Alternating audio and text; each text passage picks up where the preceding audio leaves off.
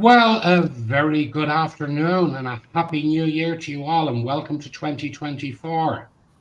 Happy For New the Year. first Lite Bite lunch of the year, we are delighted to have a large panel of guests.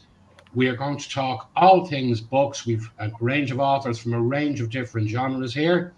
So, for the next hour, pull up a chair, grab a cup of coffee, sit back, relax, and join us for a Lite Bite lunch.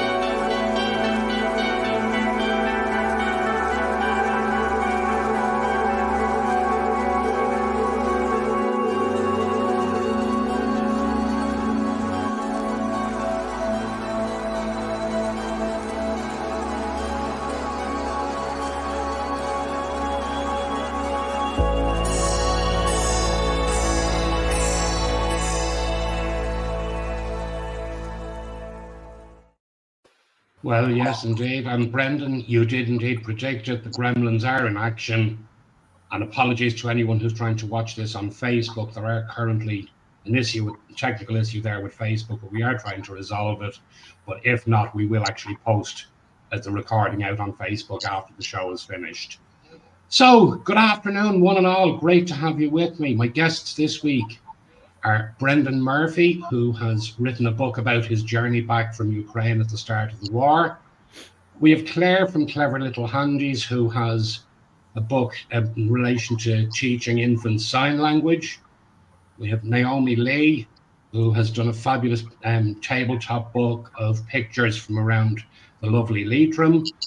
We have Dean Carson stroke Anthony Galvin, who, well, in fact, I'll let him tell you himself. He has a whole heap of titles to his name.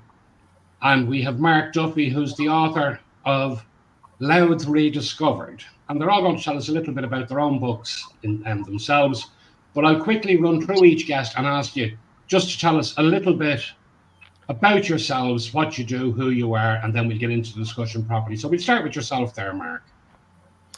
Yeah, so I'm a commercial photographer in Dundalk, County Louth, and the book I released, Louth Rediscovered, was all about the heritage sites of Louth, trying to just show Louth in a better light, but also to, for people, a lot of people don't even realise we've the largest number of heritage sites per capita outside of Dublin for being such a small county. But the landscape photography is the hobby of the job, and then I'm editing outside of today. I'm editing headshots and product photography all today. It's all go at the minute. Absolutely. And on the same style of book, then we talk to Naomi. Naomi, tell us a little bit about your book. Yeah, so basically it's called Have a Look at Leitrim, and I just wanted to showcase what Leitrim has to offer in terms of the beauty of the county. So lots of landscape photography in there, and also things to do, places to visit, and a lot of different people who have come from Leitrim, who have put Leitrim on the map, people that you might not know were actually from Leitrim. So there's 45 different people photographed in the book as well.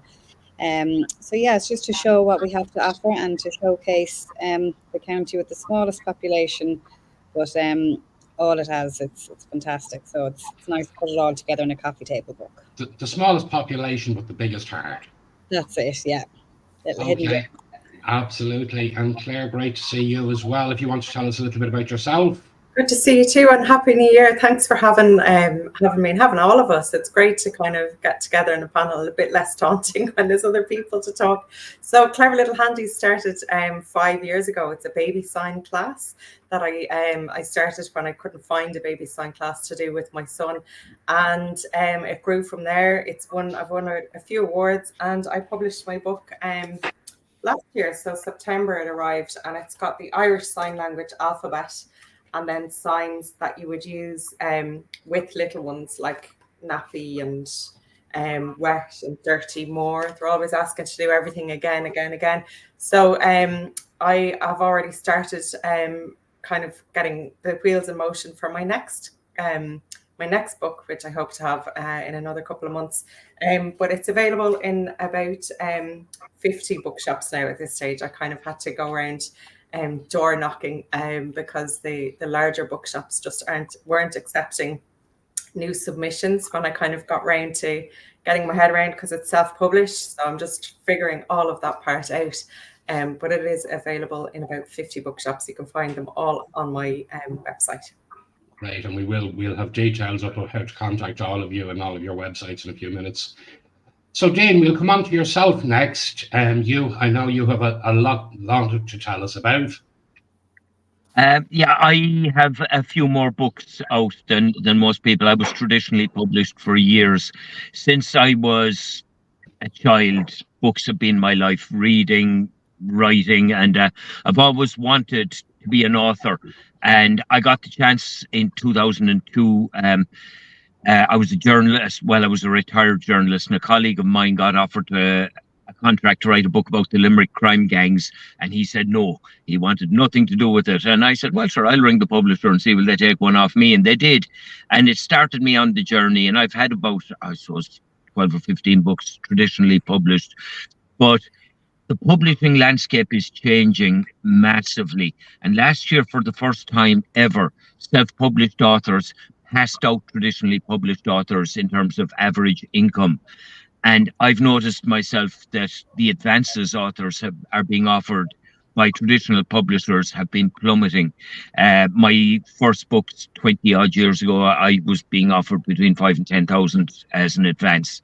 My best ever was 60,000. And last year, a big American publisher offered me 800 euros. And I thought, with this, 800 euros.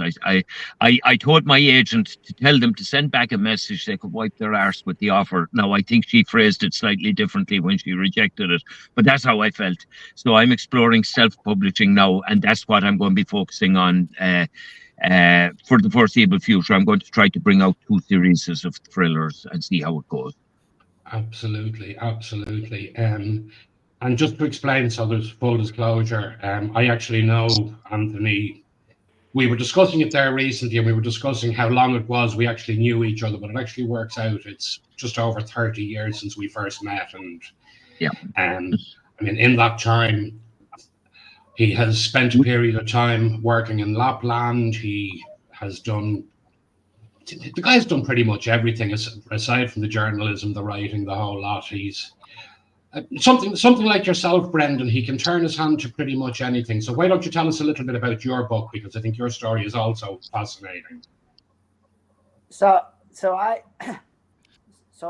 some people know my story because there was a media campaign that I had in relation to Ukraine before the war started.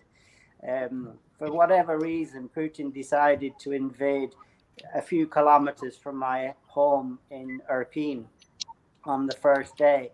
So, of course, I didn't need a memo because you could hear it and you could see it. So my story is more about life in Ukraine beforehand and my adventures for over 20 years with Ukraine, as well as being in Ireland for a long time. And then the story about what was happening in the run-up and the Irish government's attitude to accepting Ukrainians, which at the time was very problematic, to then when the war happened and then everything, all the rule book changed. And then what would have been a 5.5 journey from my Ukrainian home to my Irish home using Ryanair became a 2-week journey through war where, you know, tanks and warships and planes and everything were kind of flying over you, coming out of the sky. You know, there was a lot of action, a lot of missile bombs and stuff. So all of that dramatic events, and all the way through to getting home in Ireland, and those initial month or so where the hard emotions that had impacted everybody came to the surface. And that journey, by the way, was in a little Skoda Fabia 1. And so it was a small car with 5 people, a cat and a dog. So it was quite entertaining all the way along. So it's not a sad story. It's not it has sadness in it. It's got some interesting pieces that people wouldn't know. So it's a very mixed story, but a real event that happened. And hopefully it's interesting for people to see what reality is like when war opens up in the first 2 weeks. Absolutely. Well, as I said, we're delighted to have you all with us. Now, we have a comment in there from Monique. I'll just throw it up. It's fascinating to know that self-publishing no longer has the same stigma it used to have. When it comes to publishing, do any of you feel that doing it again, you'd want to stick with the traditional publishing route purely because of their experience aside from the money, or do you all feel now that self-publishing, that you can have more control with self-publishing? You have a lot more work with self-publishing. Yes. With the traditional publisher, they designed the cover, and they were generally a lot better at designing a cover than a self-published author would be. They have an editor now. I have a very good editor myself, so I'm not worried about the editing. But and the marketing, although in fairness, traditional publishers aren't great at marketing unless they give you a big advance and push your book. But a badly marketed traditional published book, they're doing the bad marketing. Whereas if it's a badly marketed self-publishing book, it's me that's doing the bad marketing. And I love the traditional model where you just write the book and forget about it. And if it was still economically viable, it's the way I would go. But as I said, it's changed. So now I'm trying the new route. But there is a lot of extra work. Yeah, no, absolutely. Totally understand that. I know when I was looking into publishing, because it's obviously my first book, and I spoke to people who had both, been published and self-published, and it was definitely pushed towards the route of going down, doing it yourself, just for control of it as well, designing, having more control, and the more, more rights to it, and then obviously, hopefully, more profitable. But definitely the control element, I felt I wanted that myself. Yeah, I would agree with that as well. That was what was being told to me by other photographers who'd gone down the published route, and they were like, yeah, for the effort that we have to put into, because I come from a graphic design background, so I would be doing everything. I did everything with the book, and I went down the self-published route. I probably would go down the same route as what Peter Cox would do, and that would be Kickstarter. He funds his book through Kickstarter, so it gives that boost in the beginning, that kind of advance that can help push the book on a little bit further. But then I know that for one of his books, he did hire a PR company to try and get into with like Matt Cooper and anyone who does like reviews of books and stuff like so. Yeah, it's certainly it's an expensive pastime unless you're going to get the bestseller out of it. I mean, Brendan, I know you're on the traditional route. Did you find? But it's a hybrid route. So what I did is that I entered into a contract with them, and I invested in it as well. So I have the control that everyone's talking about in terms of self-publishing, but I have the advantages at the same time that I can pre-approve everything. So the design cover was done by the publisher, but I got choice of 6 designs. I'll do a new one. I got the editing was done by them at no cost to me, but I got the opportunity to have the final oversight on everything. So I had the advantages, and because I'm not a writer, right? So this was a new book, and it was more of a kind of a way of getting things out of me. I needed to get this out of me, and I knew that I would need help. I mean, I have no contacts in the industry. I don't know anyone in publishing. I don't know anything else. So I did it that way. So that halfway house for me, it's the first time, so I can't tell.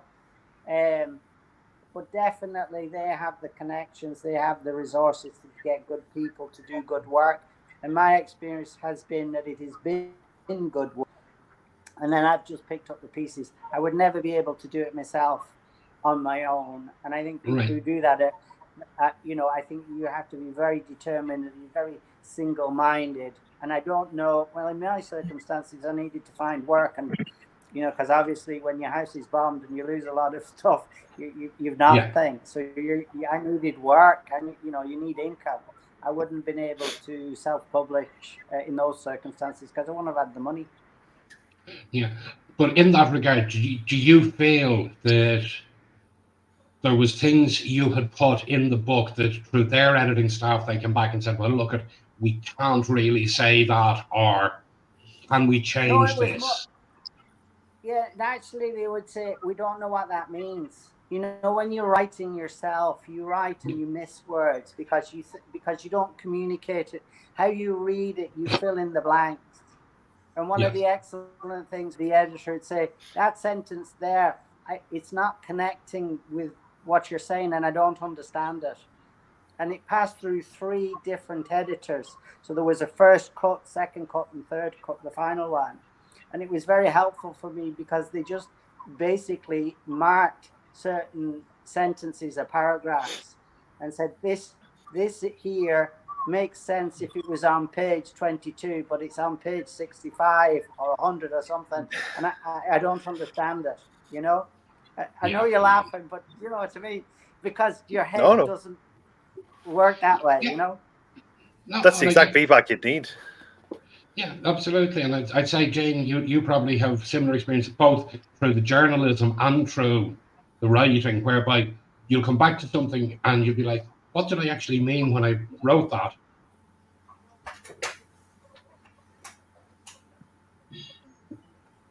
Can you hear us there, Dean? Oh, sorry. Yeah. I didn't realize that was addressed to me. Yeah, no, the thing is, because I attempted to write my first book when I was about 10 or 11. And by the time I hit my early 20s, I had a big stack full of old manuscripts that hadn't yet become books, but that might. So when I hand a thing in, there are very few of those inconsistencies. And I have a friend in the film business who is a meticulous editor, and he takes everything I write before I ever let a publisher see it. So I'm coming from a different angle, though. I'm coming from being a lifelong writer. So my process will be different from somebody that has a great story to tell, or that has local information that in a niche market will be very, very useful to people. Like if I was visiting Leitrim, a book about Leitrim's attractions is exactly what I'd want if my people were from there. There's strong markets for local books, and the people who write them, they're coming from knowledge rather than wanting to be writers, if you know what I mean. Yeah. And they have a story to tell, whether it's their own story or the story of their region or the story, whatever story they're telling. And for that, whether you're self-publishing or traditionally publishing, you do need to call in people to shore up the aspects that you're not great on. Like when I'm self-publishing, one thing I'm going to be weak on is graphic design. So I'll be asking for, sorry, I've just switched them off. When I'm going to be calling in experts to help with that, whereas other people will be calling in experts to help with the editing and things like that. I think it's important to have a team with you to make sure that what a traditional publisher gives you, you can give yourself. And if you're a writer like me, you need the graphics and all that sort of thing. You also need help with marketing. If you're a photographer or a graphics person, you might need help with the words, you might not, but you can need help with other things. So you put the team in place with you. If it's a one-man band, I think your chances of success are less. Whereas if it's a joint cooperative effort, you're far more likely to do yourself justice and to find a place in the market. Yeah, absolutely. As Brendan has drifted off on us there a little bit.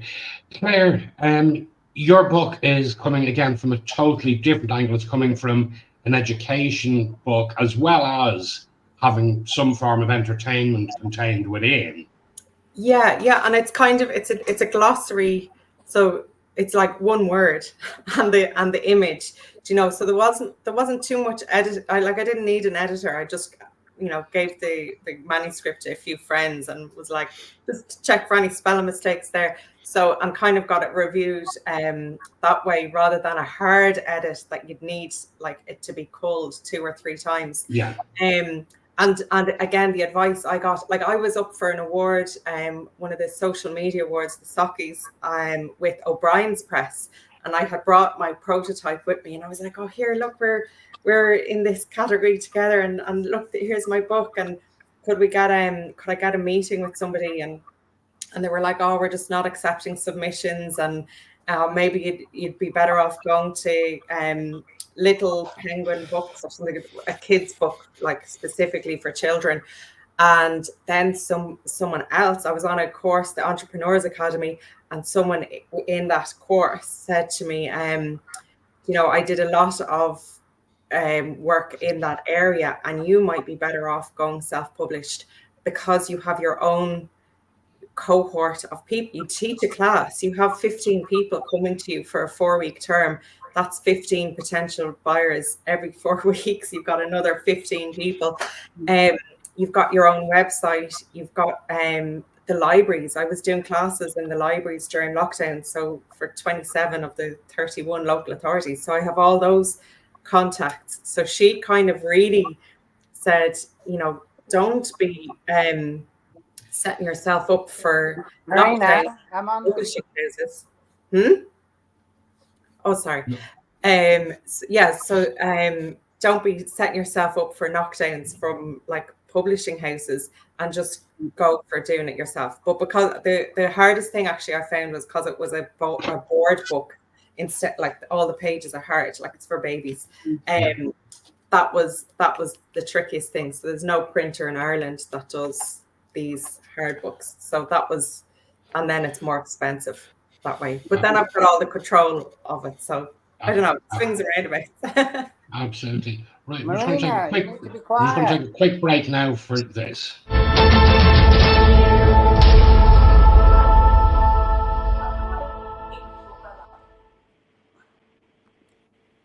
Just a reminder for everyone there where Claire made mention of a bit of awards. She is actually a Micro Business Award winner, and it is the Micro Business Award season to get the nominations in. Again, there are 14 categories there. If you visit irishmicrobusinessawards.ie, you can see the full list of categories, and you can see how to enter. Entries are open till the end of this month, and then the judges will start their very hard work.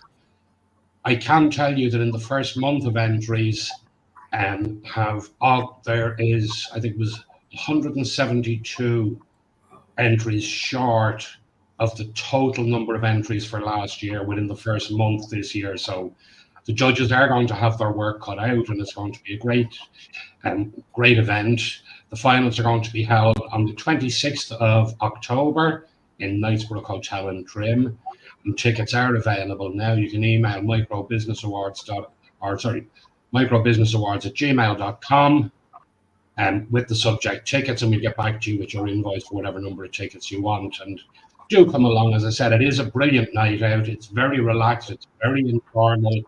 It's also a superb night of networking. So hopefully we will get to see you all there.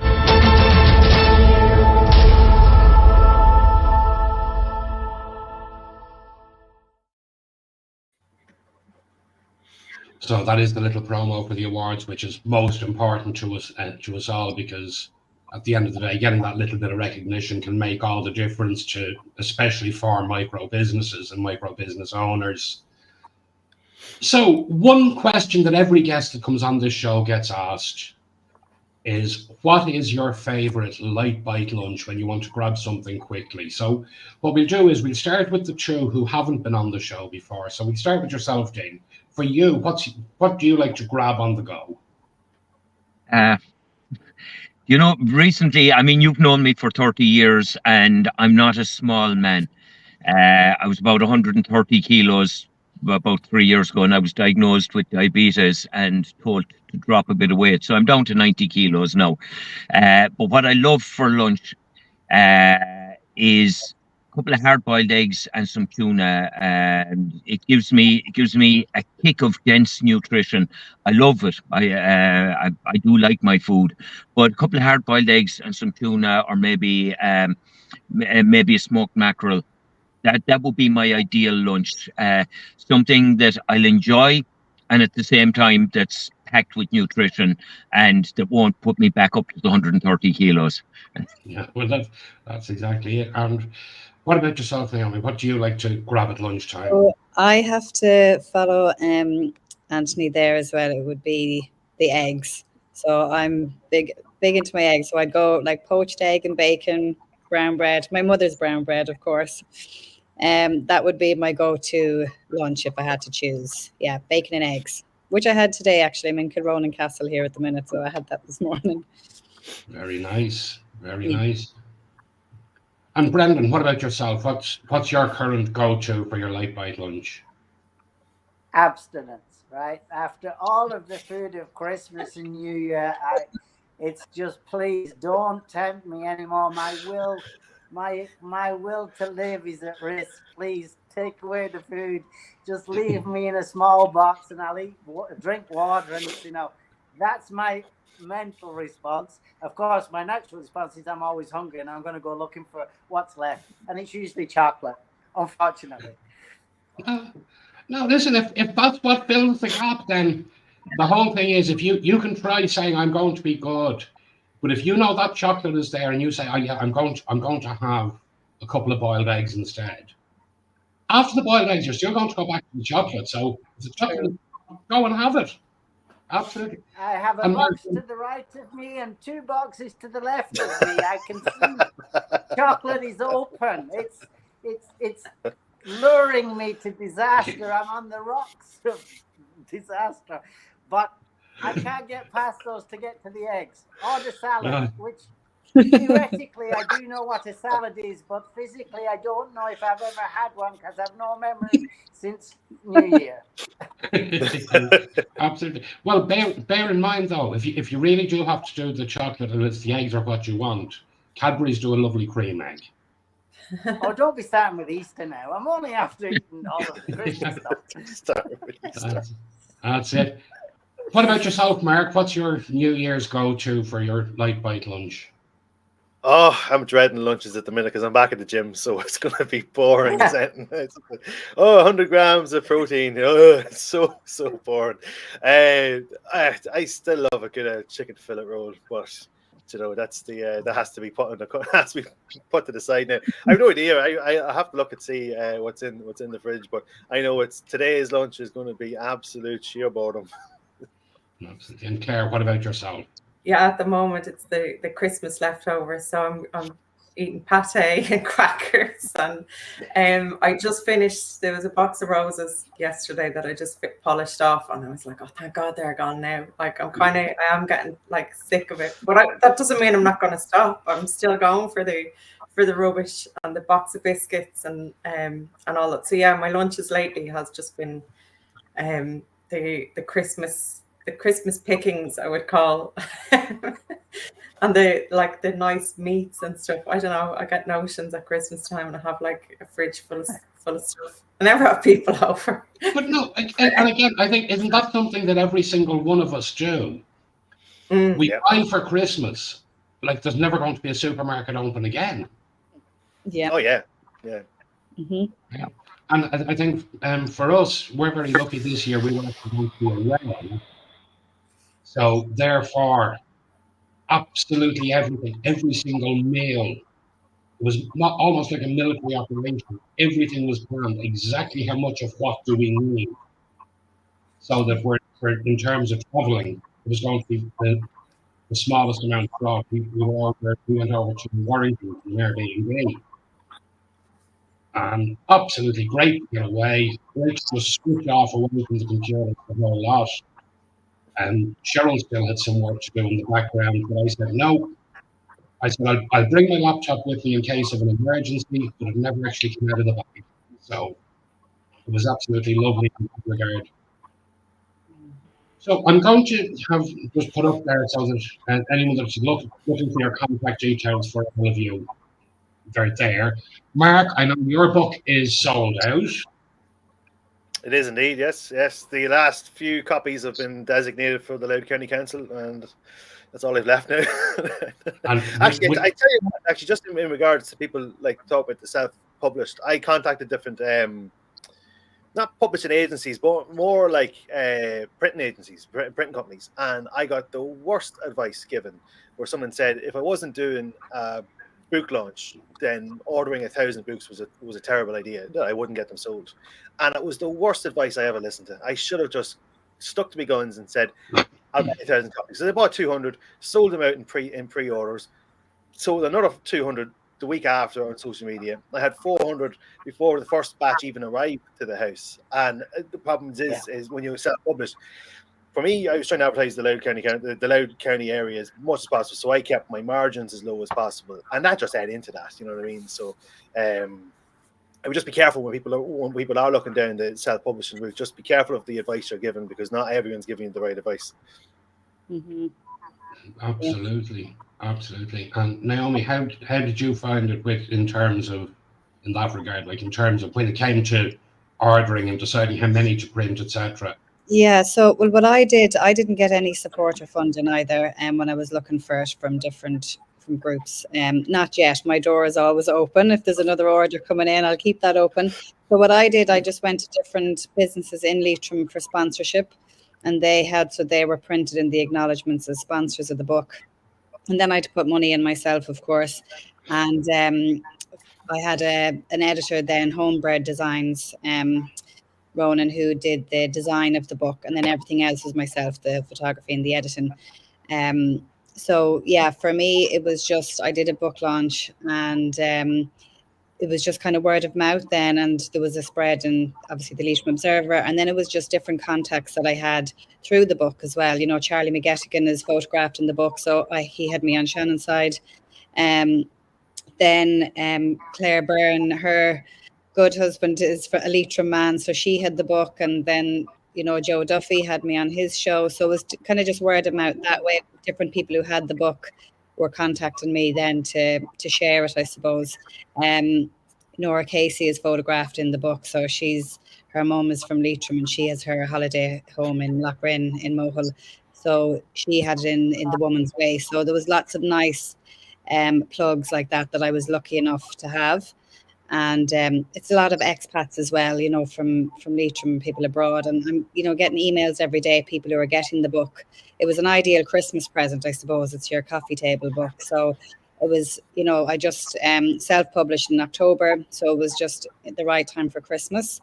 And it's just so nice to get emails from people from Australia and California and, you know, different parts of Europe as well, who are from Leitrim or visited Leitrim, and they have the book, and it's like a little bit of Leitrim in their home now abroad, which is really nice to get, you know, getting the messages. And like the feedback has been amazing, which is great. Right. And you do still have copies if anyone is looking to get one? I have copies, yeah. So it is in some of the shops in Leitrim. So Mulvey's in Carrick and Shannon, it's in Gala and Drumshanbo, Super Value Ballinamore, Centra and Drumahare, you know, shops like that. And then if they want to buy it directly then through me, especially for posting abroad, it's naomileephotography.com, so they can buy it direct for myself. So that's absolutely perfect. So, and what about yourself, Claire? Do you have copies available, or is it out of print, or is it waiting on reprint? Or yeah, no, I have copies available.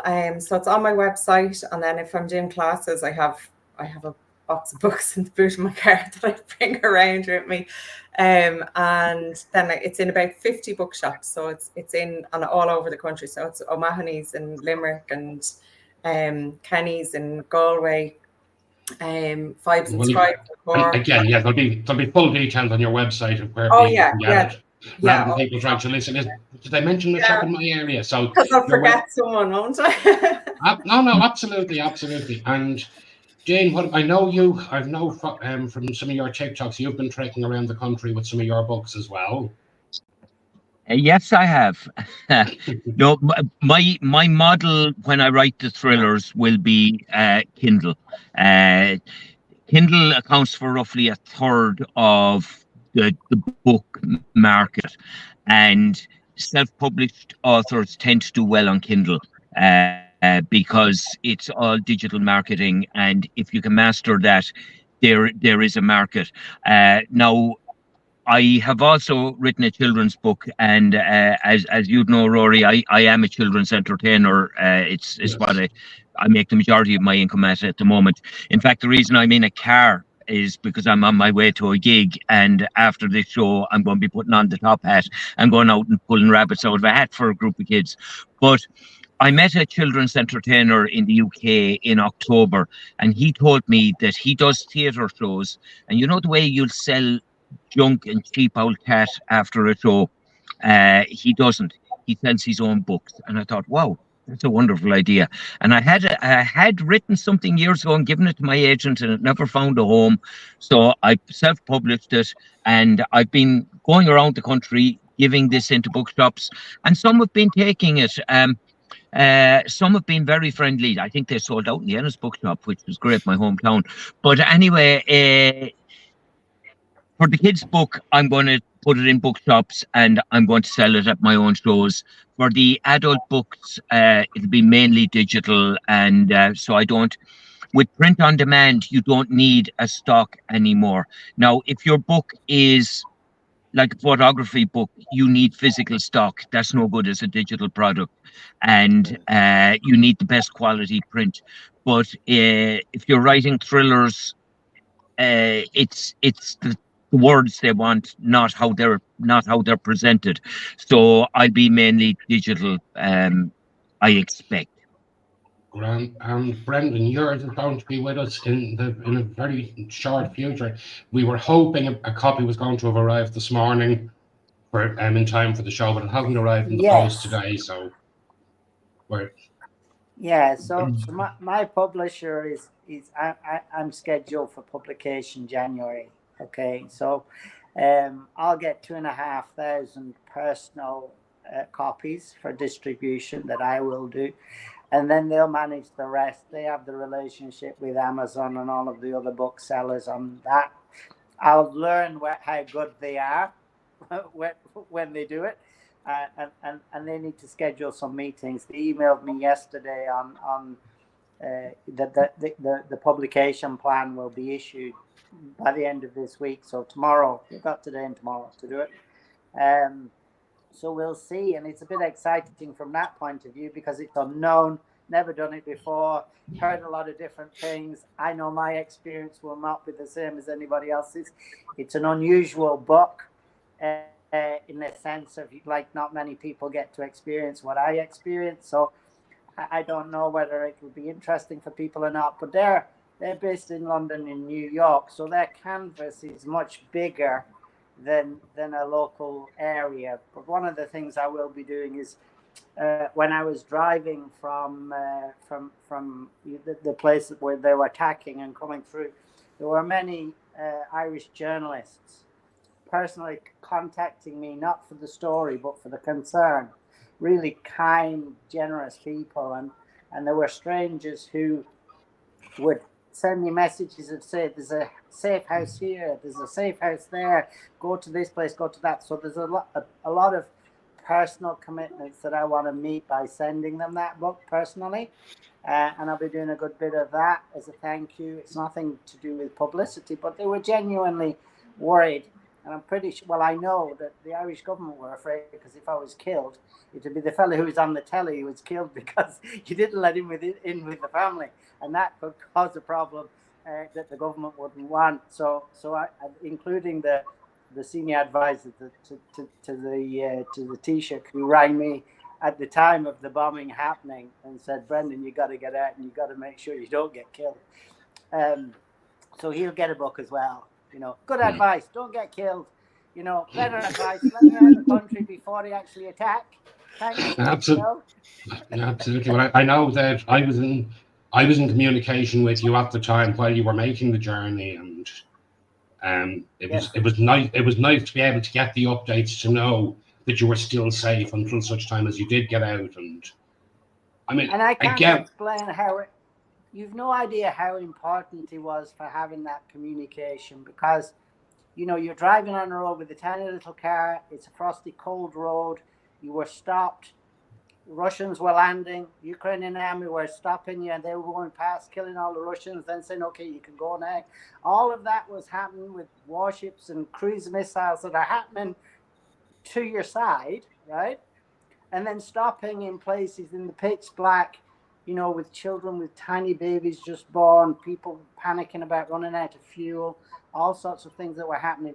That safe voice that you gave me, and the same with the others, was a very, very important emotional connection to Ireland. And if I didn't have that, there were times when you felt absolutely alone. That, you know, even though there were thousands of people on the road, you were very isolated from everything. And you contacting me, I was very appreciative every single time, because it made it personable to me and real world to me that there was a place outside of where I currently was. Well, again, for any of us, unless we actually go through that, right, it's impossible for us to really understand what it was like. In much the same way, with Dane, having grown up in Limerick and being around during the time of the real crime gangs around Limerick, and like seeing firsthand what's going on locally, even as a journalist, where you know you have some form of protection, in the sense that nobody wants to cause a headache by you getting killed. True. Well, there were a few death threats, but you ignored them. Yeah, no, absolutely. Like, while the threat may have been there, but it's the same way that for the rest of us, we can't understand the real cutting edge life in Limerick at that time, because we didn't have the same level of knowledge that you would have about exactly what was happening and what never actually made the news that was happening. Yeah, it was living through the gang war, and the gang war was at its intense for about 3 to 4 years, maybe 5 years. But I remember one year there were 400 shootings in 1 year. Now, most that year there were half a dozen deaths and a couple of injuries, but 400 shootings, and one rocket launched a rocket attack on a car. So it was fairly crazy. It was like watching something in a movie. I remember being at a communion party in one of the rougher estates, and I was performing my kids' show. I was mixing journalism and kids' shows at the time, and a helicopter was overhead, just hovering over us the whole time during the show, because obviously some of the people in that garden watching me perform were serious players, and the Gardaí were watching them. And so I was trying to shout above the sound of a helicopter literally 50 feet above my head. It was a bit crazy. And, you know, you tell people that. I remember going to cover a murder trial, and there were about 80 armed response unit members with guns surrounding the courthouse. It was like something that you'd see in a report of a mafia trial in Palermo.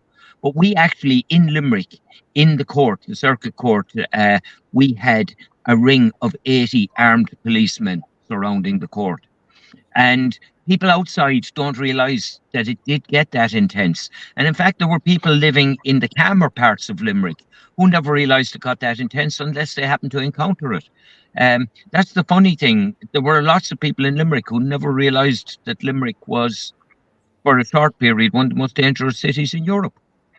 Strange kind of a dichotomy there between what's actually going on and what people perceive as going on. You see, Naomi, when you hear things like this, isn't it lovely to be up in Leitrim away from all this? Absolutely, yeah.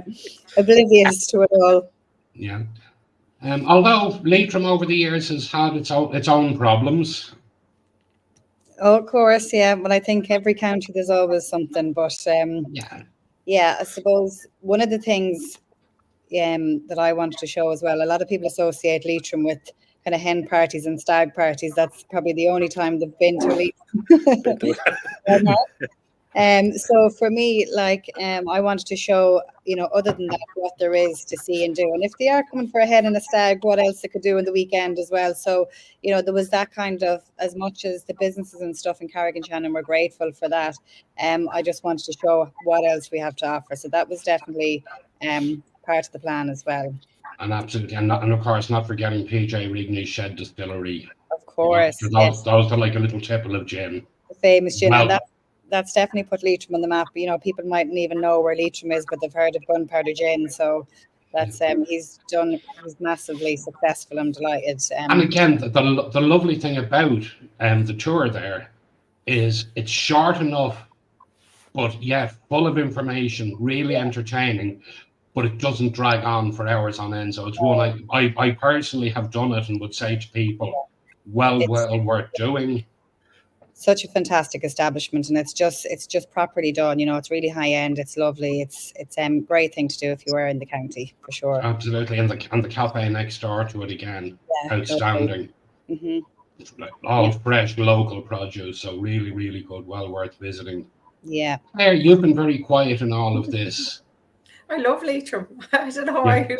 Why you were saying it's only stag parties and hens. No, I go visit Glencar waterfall on the alpaca tour up there as well, which I think the alpaca tour might be on the Sligo side, but the waterfall just on the Leitrim side. I actually photographed them as well. So that's Des.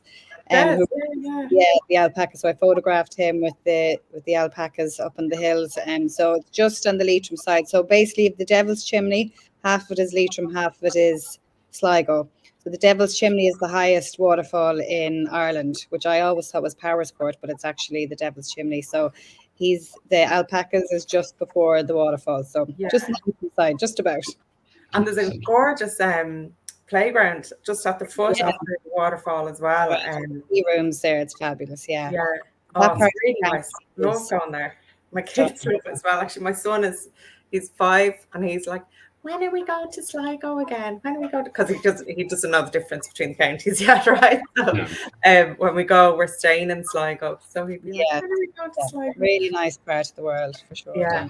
Absolutely. That was the other thing. It was to show a lot of, with Leitrim, there's the north and south. So I wanted to make sure there was adequate amount of photos from North Leitrim, where you have like Hamilton and Glencar and all of that, and then South Leitrim. So I live out, my home place is just outside Drumshanbo, near Ballinamore. And like that, I was discovering stuff for the first time when I was photographing it. So for me, from Leitrim, it was really nice to experience that and explore that part of the county. It's always the way, isn't it? We never know like what's in our own step. Yeah, for sure. And heading across to the northeast, then up around Louth, which is Mark's and Brendan's territory. Where would you be recommending to say people are a must see, or more to the point, where should people go to make sure they can meet you to buy you a cup of coffee for your wonderful advice? I normally would be telling people to go to Roach Castle, but OPW has just recently closed it due to masonry falling. So I would say maybe hold off and go to Roach Castle, unfortunately. But go to Ballymescannon House Hotel and go up to the golf course, hole number 5, and you'll see the Pro League Dolmen. It's one of the least spoken about dolmens in the country, and it's one of the biggest ones. It stands about 10 foot tall, 40 foot tall, 40 foot capstone to the top of it there.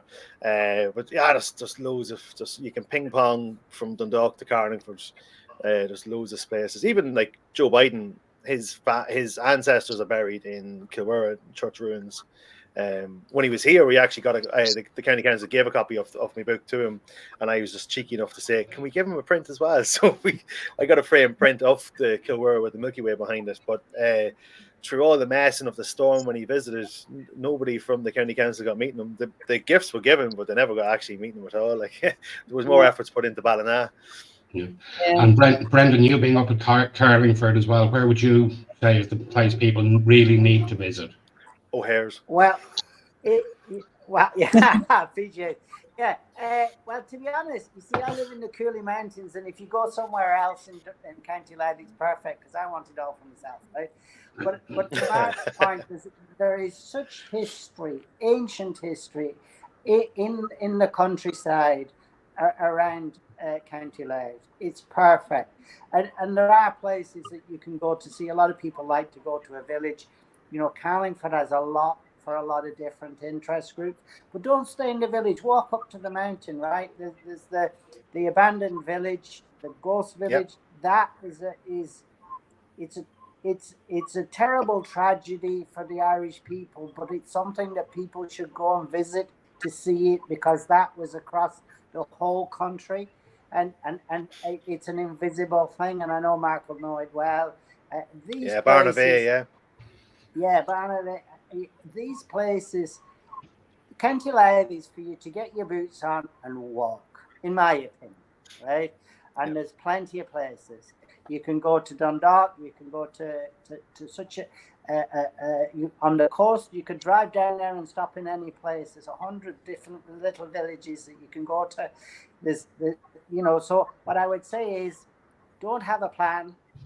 Just turn up, stop, have a wander around, have a good run around. But you see, and you see the mountain there. I live on the top of that mountain.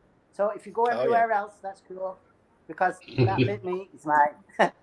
That's yours. You can have Claremont, Karen. I laughed. I actually thought you were going to mention for people to go to Drogheda, and then you didn't. And I was just like, maybe we should mention Drogheda just so they don't give out to the two of us. Drogheda is fantastic, because you know that the skull of Saint, I can't remember his name, Oliver Plunkett is there. Yeah. And the fact that they put the door of his prison cell facing the skull is an irony that only the Irish could invent. That this poor man, and he's got his skull because he didn't bury his bones in his skull, and they have him looking at the door that he was in when they murdered him, right? That he was martyred, and they put the door there. So go to the church in the centre of Drogheda and see that, and just marvel at the ironic humour that we Irish have, that you could do such a thing, and it's fascinating. But as I said, put your boots on, go for a walk. There's a million and one things that I couldn't list today, and it's fantastic. And credit to Mark for doing something that's very important, because in one way I'm happy that people don't know about it, but in another way, I think it's important, especially around Cuchulainn and all of the history of the Brown Bull of Cooley and all of that ancient history connected to ancient Ireland is a living presence in the mountains and all the way down to RD. Absolutely. Yeah. Well, I have Cheryl shouting in my ear that we're very quickly running out of time. So, Brendan, what's next for you? Is there going to be another book after this, do you think, or? Yeah, I think so. There's a number of things. Like the personal stories of what happened to people would break your heart, right? But they're stories that need to be told. Personal bravery stories that I would know about neighbours and people who were in my community, that kind of thing.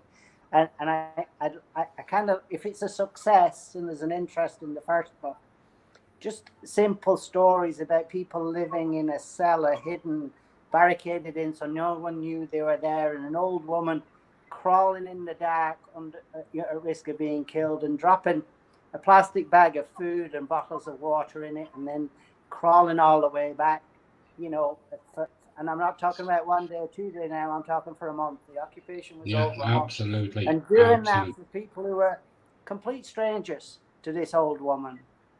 And sadly she was killed doing it, but the Russians didn't know that people were hiding underneath. But those stories need to be communicated, simply because the human spirit is fantastic when tested. It's not like it is in the films. Selfish interest, you don't see it. And those stories I'd like to tell, so people can understand better that what you're seeing in the films and the stories is not how people behave. People mind each other under extreme duress. People are kind towards the kindness of strangers, which is our phrase, applies to the human condition, right? Yeah. It's only afterwards, when it's getting a little bit safe, do you get the criminals and the cruelty, right? But at the time, they do incredible things. Absolutely. Yeah, absolutely. And Naomi, what about yourself? Is there another book in the plan, or is it focusing on the photography at the moment, or?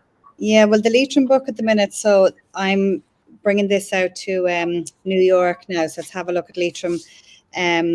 Over to the Leitrim Society Dinner Dance. That's in March. So I'll be over there with the book over there for the expats in New York.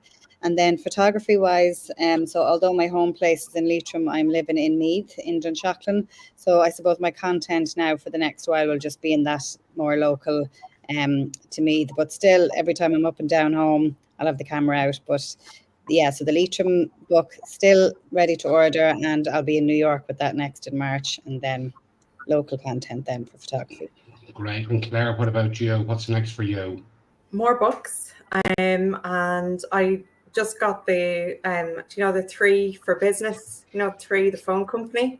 They had a grant competition, and I was one of 10 businesses in Ireland that won their grant. So that's a nice, thanks. That was a nice big lump of money that I'm going to throw into creating more books. And I'd really like to have as many Irish Sign Language books out there as there are American Sign Language and British Sign Language books, and try and bring our resources up to just as good as Britain and America. So that's my plan for this year.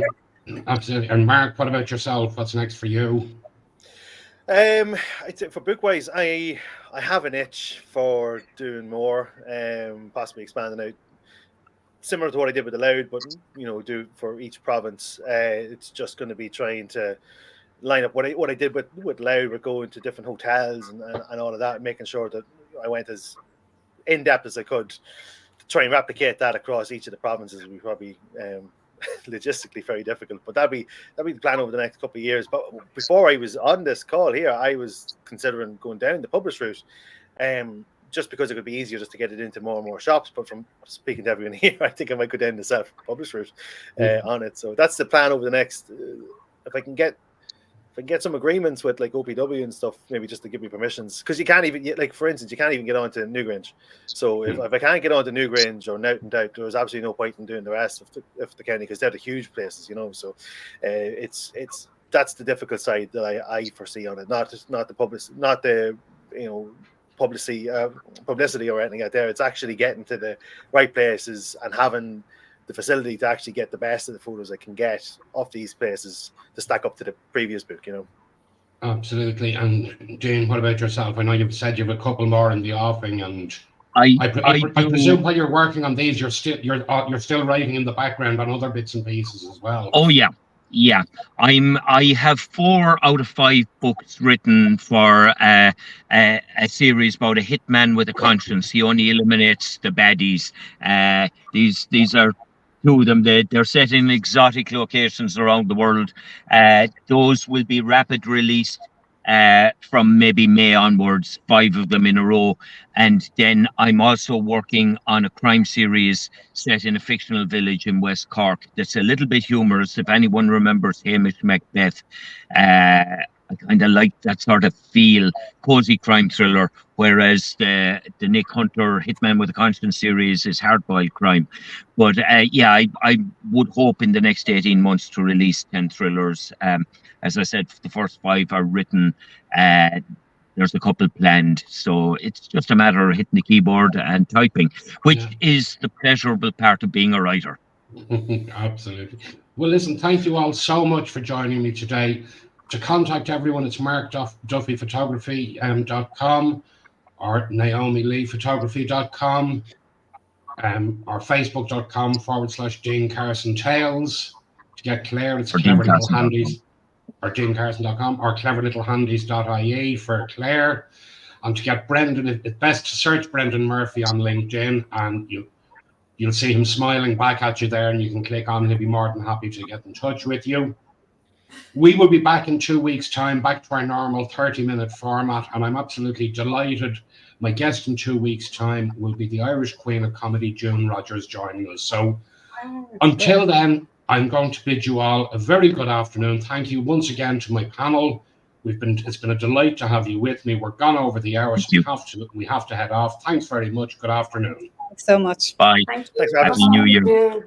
Bye, Happy guys. New Year. Happy New Year.